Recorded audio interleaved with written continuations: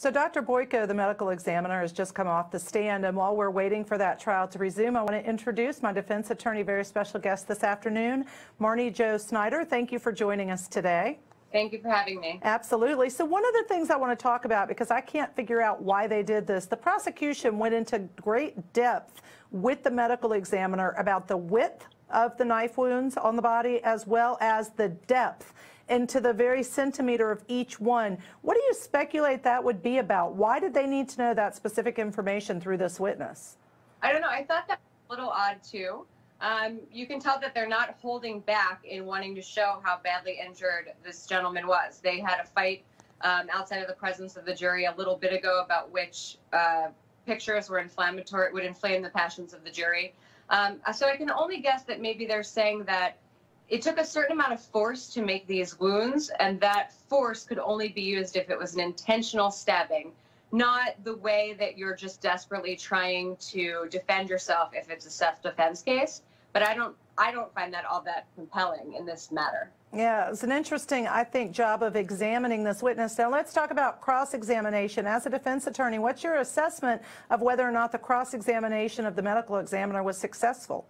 I thought it was great. I mean, it was fairly standard in some ways, but he really did make it simple for the jury, showing them that the medical examiner is not a witness to any of the events, and he can't even go so far as to speculate as to how the wounds happen. That there is a way that medical examiners do an examination, and he was following the rules of an examination, and that's really the most that the jury should take out of this. And I think he did a great job of bringing the jury back to earth, and that this medical examiner can only offer so much. And I liked his ending comment, or question of him rather, which was, you cannot say if the wounds are results of attacking someone or not. And the medical examiner said no. Directly to your point, the medical examiner is not able to make those conclusions. He can only testify as to exactly what wounds or not were found on the body. So one of the other things the defense did was talk about what he didn't find, and that he didn't find any marks or bruises on the deceased's back or arms, back or neck. Why, Marni Jo, would they go into that piece of it? I think that he is actually kind of narrowing down and locking the prosecution into their story in some way.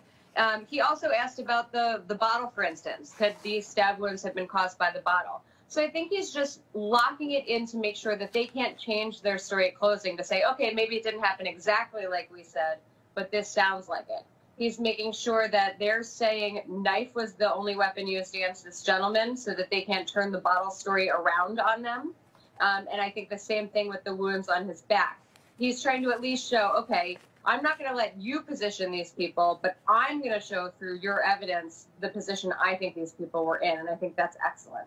Good. So one of the other things, let's just talk about basic trial skills, and that is that you've got a jury at 3:30 on a Friday afternoon having to listen to an expert, which sometimes is very tedious testimony to have to listen to. This particular expert did have an accent, not a bad thing at all, not suggesting that it is, but it could make it difficult for some individuals to understand what he was saying. How much does that affect a jury in deciding the fate of a case? I think it affects them a lot, and how you want to interact with that witness is how much you want that person to be highlighted in their minds. I think the defense did a nice job of keeping them awake, but not acting like they were terrified of the doctor's direct testimony. They kind of did the right balance of, you know, the testimony isn't the end-all be-all of this case. It's not beyond a reasonable doubt. But let me show you what this witness can give you, what experience. If the prosecution doesn't need him to be the star witness, maybe that's why they called him at 3 o'clock on a Friday. Well, that's a really good point. That's a really good point, because we know, or at least I feel like the girlfriend's been the main key witness with her eyewitness account. Now, I think that her testimony's been shaky at best. I feel like comparing and contrasting it to her testimony at co-defendant Elder's trial, as well as the statement she gave the detective on scene that night, there are quite a few inconsistencies. Some of the things don't necessarily necessarily make sense in and of themselves. And so, you know, you just feel like, was that great testimony or not? Now knowing that they've gone from there to the medical examiner, what's your gut? I always say trust our guts. What's your gut in this case so far based on the evidence presented as to whether or not the prosecution's going to get a guilty verdict of manslaughter with a weapon? So far, I don't see that happening. I would have a reasonable doubt, you know, but we always see things slightly different than the people that are in the jury box. But I think that it's really hard to be a witness and testify or, give statements, right? So she gave a statement to the police officer on the scene, testified at another trial, had either a deposition or a preliminary hearing. And so if you're not telling the truth, or if you don't have a great memory, or if you're not accurate in your memory, it's very hard to repeat everything perfectly. And those inconsistencies are going to be a big deal during the defense closing. So here's a really big deal to me, and I know that the jury does not know that Elder was convicted on a lesser included offense and that it's negligent, whatever it was, culpable negligence. Sorry, I had to look at my notes. And that, so here's my question. If this defendant is found guilty of manslaughter with a weapon, which may or may not happen, how do you, as a defense attorney, what do you do with that? Do you think that it provides any grounds for this defendant to appeal when the co-defendant got a lesser included offense by a jury or not? Are they completely unrelated in terms of the actual jury findings? Yeah, so it's not necessarily a fact that would help overturn this conviction if it was of the higher charge. But it certainly is something to argue in equity and sentencing. And then on appeal, you can think about the things that were and were not admitted into this trial. So if the judge has made rulings before this trial started, the defense disagrees with, things that were entered into evidence at the other gentleman's trial, they might have more of an argument that those things would have changed the verdict and therefore prejudiced the defense. So I will say as a sitting judge, whenever we don't have preliminary motions and hearings to determine admissibility of evidence, it really all comes out in trial and it breaks up the flow of the trial. As a judge, it gives me a lot more to do during the trial. But what's your perspective of a jury and how they feel if they, you know, have to keep having breaks or up and down right, because they're having so many objections at the time? Right. Well, so they're not supposed to be deliberating and talking about the case during those breaks, but you have to assume that during those breaks, they're wondering what's going on in the courtroom. So other than just the flow and why are we sitting around all day and making them very tired, I think that they wonder what attorneys are keeping from them. And I think it's very dangerous to be the attorney that they decide to blame for having secrets from them. All right. Thank you so much. We're going to go to a break, but please come back to Law and Crime to resume trial.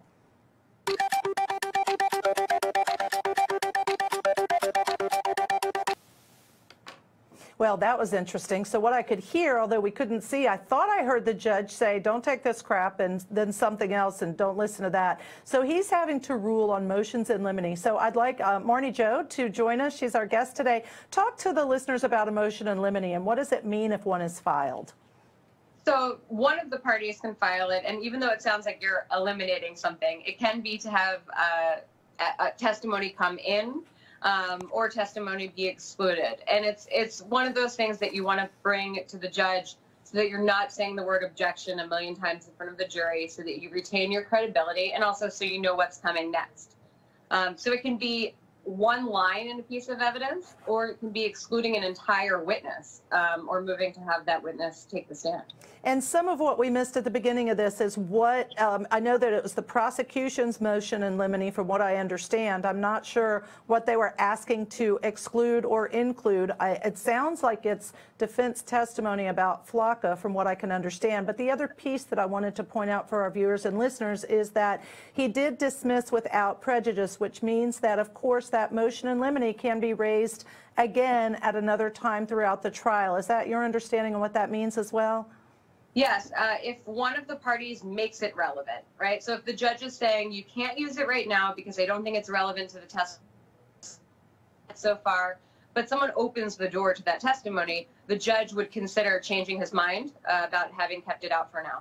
And so I think the judge's comments, pointed out that so what if the deceased, right, is on Flocka? So what? Other than from the defense perspective, I guess the argument would be that drug made him do things, that he had super strength and was acting out and doing all these things, and because of that, I then had to defend myself, and there's the self-defense claim. Is that a valid argument when you're arguing self-defense, whether it's Flocka or some other drug? Although Flocka has certain characteristics that I think they would argue. Yeah, I mean, I think it's often important to bring that out. And I also know it would be important, too, if they're alleging that the girlfriend that was making certain observations, had she been with him all night? Were they both using these drugs? Did that change her ability to observe? But also, you know, Flocka, PCP, a lot of different drugs like that can cause people to act very differently. It's different than alcohol. And so if the girlfriend's going to say, oh, he was just nicely talking to them and wanting to shake hands, that seems a little bit different from how we normally think of that drug as making people who might be angry react. They're not quick to forgive, is what the jury might, or is what the defense might say to the jury. Right. And, the defense, I think, also has some testimony from the girlfriend from this trial. She testified that she did not like the fact that the deceased Muhammad Knight, her boyfriend, was using cocaine heavily. He'd had a death in the family. I believe it was his father. Not certain that I got that exactly right. He was using cocaine, marijuana, alcohol, and Flocka. Or no, she didn't know about the Flocka. She knew about the other three things. And that she was not happy about that. And there was also testimony at some point that she states she was not using intoxicating chemicals or, illegal drugs or substances or legal ones, or that she was drinking. So I think that goes to her credibility, but it's going to be interesting to see what is the prosecution, in your opinion, Marni Jo, going to say about whether or not he was using drugs or not?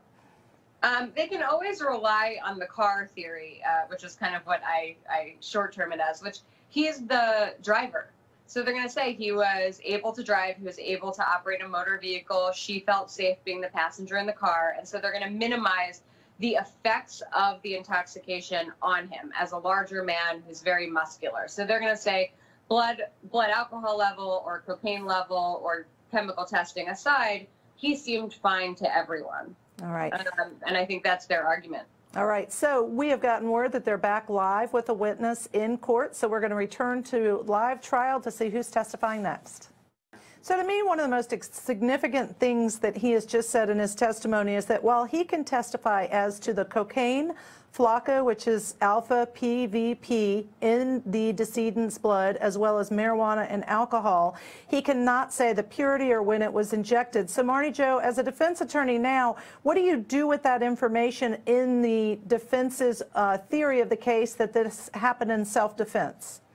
I mean, I think they have to appeal on cross-examination to the jury's common sense, that if you have marijuana, cocaine, Flocka, and alcohol in your system all at once, the day that everyone's already testified that you were at a party, and that at least the marijuana can be timed to about 2 hours before, and the ethanol can be timed, it's okay for you jurors to think that maybe he was also under the influence of these other drugs. And if he was, then they need to talk about how dangerous those can be. Because even like the DEA says that they can cause hallucinations and aggression.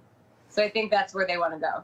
All right, so it's going to be interesting to see where he does go with this testimony. Is there anything else? Talk a little bit. I know we talked about on this on break, and just in terms of captivating, capturing a jury, they have to listen to all of the information to lay the foundation, and that's the toxicologist's qualifications, every step he had to take in order to complete the toxicology report, and then every step of what goes into the toxicology report. What do you try to do as a defense attorney to get around having to introduce some of that somewhat tedious, potentially boring testimony if possible?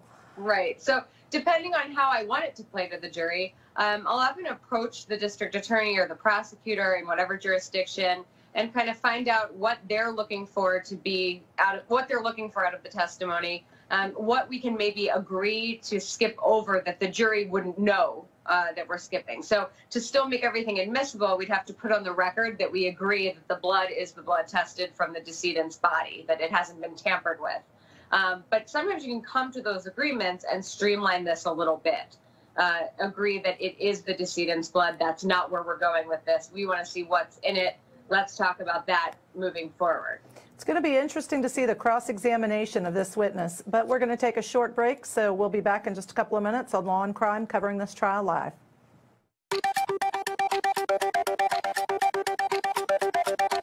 So now they've asked for a sidebar. I don't know why. We're going to wait and see what the results of that are, looking at the attorneys approaching the bench. And this has been a common event during this trial that they've had sidebars and motions, and that's part of trial advocacy. So Marni Jo Snyder is my guest today, defense attorney, and I want to talk to you a little bit about his testimony. Here's my question, and this is what I noted. He said specifically, cocaine addiction behaviors are very different than if you're basically a naive new cocaine user. And I do see that we're going to be going back to trial in a minute. But my question is, he's already said that he cannot say what the purity level was or when it was last used. So is there any way that the defense can get testimony through this particular witness as to whether or not the deceased was a cocaine addict or a novice user? No, but I think they can argue based on what the girlfriend has said and other witnesses about this party, whether or not it was recent use. And the three stages of the cocaine use that he's talking about, two of them have aggression and irritability. So that's what I would use as the defense to say, even if we don't know exactly where he was in the cycle, he's not going to be too happy. And as a defense, would you focus more on the flocka? He hasn't yet testified about the details, but we've already heard him say, and I wrote it down, that it is going to alter your perceptions of reality. So how would you tie that into your argument as the defense in this case? The flocka is definitely what I would point to as the things that could make him confused about where he was, about whether or not there was any aggression towards him. He could have freaked out at the two men that were on the scene. And I also think that right now flocka would be pretty scary for the jury to hear about. It's something that most of them probably haven't used, and something that has frightened them, at least in the press. Right, right. All right, so we're going to take a short break, and then we'll come back to live testimony. I'm sorry, my fault. Fun Friday. Apparently, I'm ready for the end of the day. We're going back to live court, so let's join them now in the testimony of the toxicologist on cross-examination. Welcome back. So you can see that they are in a recess. The judge, they did a sidebar, and then the judge announced to the jury you have about a 5-minute break. So I'm going to bring back my guest, Marni Jo Snyder. But first, I want to clarify something. We've had some discrepancies and confusion about some of the testimony. And one of the things, thank goodness for this incredible team here at Law and Crime, because they were able to tell me that when the defense made the motion in limine, the attorney for Baptista, who's the defendant in this case, did say that he admitted to the police when he gave his statement that he had stabbed the deceased Knight in this case. And so there was some confusion as to who had done the stabbing. But he admitted that he was one of the ones who actually stabbed the defendant, and that the girlfriend says, you know, he was coming towards me and he was really angry. Well, it looks like he may have already been stabbed at that point and hurt. So let's talk about the girlfriend's testimony. And Marni Jo, as a defense attorney, how would you take all of her testimony into account? What specific points do you think you'd make in closing to make certain that at least one juror has reasonable doubt? I would talk specifically about the things that she said, one, that there's no evidence of, and there should be if she was telling the truth. So the red Solo cup that was not found on the scene, the way that she saw some of the interactions, and no one, it doesn't make sense for it to have happened that way. I would also speak a lot towards her bias, towards, one, obviously loving her boyfriend and being sad that he's gone, and then also the attention that she's got. Whenever a trial is far away from a crime, there's a level of attention that goes to witnesses that might be in a high-profile case. So a bias that she might have. No, go ahead. You're good. Oh, no, that's what I mean. I believe that that's something that the defense is absolutely going to highlight in their closing. And then inconsistencies.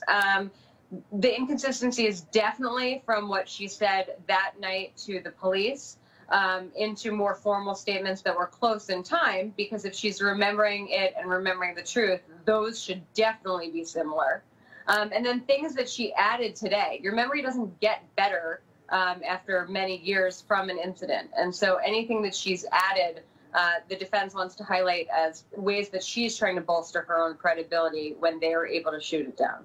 I really love that point, because one of the things I noted was she did do that. She said, oh, I didn't remember. That's why I didn't tell the detective the night of. Now, granted, she'd just seen her boyfriend get stabbed. He was dying. It was chaotic. But a lot of the details, she simply said, oh, I didn't remember, or I just didn't mention it then. And it does seem like now she's remembering, quote unquote, more and more details as she goes. Here's the other piece of it that was very suspicious to me. She testified when questioned, why not go around the car and go through the stop sign and get out of the neighborhood instead of having this big altercation that unfortunately ended in the death of Muhammad Knight? And her response was, well, there was a stop sign. That's the law. You've got to stop at a stop sign. What would you do with that piece of testimony?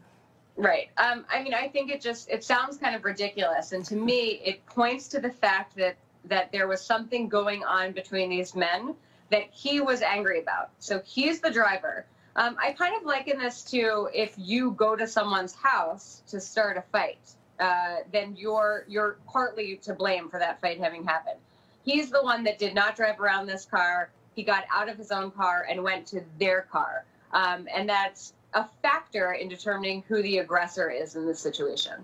And so some of the testimony we've heard, we're going to go to some of the recorded testimony now, and this is regarding the autopsy of Muhammad Knight. So let's listen to some of that testimony. And that was the clip regarding the autopsy, and it talked about the different injuries, the stab wounds, and some other blunt force trauma wounds that were found on the body of Muhammad Knight, who is deceased in this case. So, Marni Jo, I'd like to give you one last opportunity. What other thoughts do you have about this trial and your observations? Do you think it was a strong case for the prosecution to charge with manslaughter with a weapon in the first place? I don't believe so, and I'm kind of shocked that it ever started out as a first-degree murder case. I'm just going to give them the benefit of the doubt and assume that they did more investigation to realize that it's not. But it sounds like you have a decedent who is high on a lot of different drugs that could cause some very serious aggressive personality traits to come out. He is walking up to their car. They're smaller than he is. He's a large man. And it looks like a fight that went bad is really where it kind of stands in my mind at this point. And so it also begs the question what the other theory of the case might be in terms of motive. So we know, based on testimony, there was a $20 bill found on the ground outside of the car, and he allegedly, according to the girlfriend, went to shake the hand. Could this have been a drug deal that went bad? I think that that's one way that they might be able to swing it. I would need to I think I would want to hear more about what was going on at this party. Because apparently someone walked into the party. Did they come there as someone who's going to sell drugs to the members of the party? Did they come and they had a fight over something else? Did something happen at the party that really made everyone angry? I don't have enough of that yet, even though some people have alluded to. Still feel like this may have been more of a road rage thing, or just people that don't like each other, or someone who influence of drugs that make them an angry person. Right. So we are you're going to be staying with Aaron Keller for the debrief in about 10 minutes, but I'm going to be signing off. I've enjoyed this afternoon, our Fun Friday. I do want to let you all know that Monday, 2 really great cases that we're going to be covering live. One is Missouri versus Nicholas Godejohn, and the other is Texas versus Martin Reynolds. They're going to be fun to watch. I hope you'll join us then. Have a great weekend.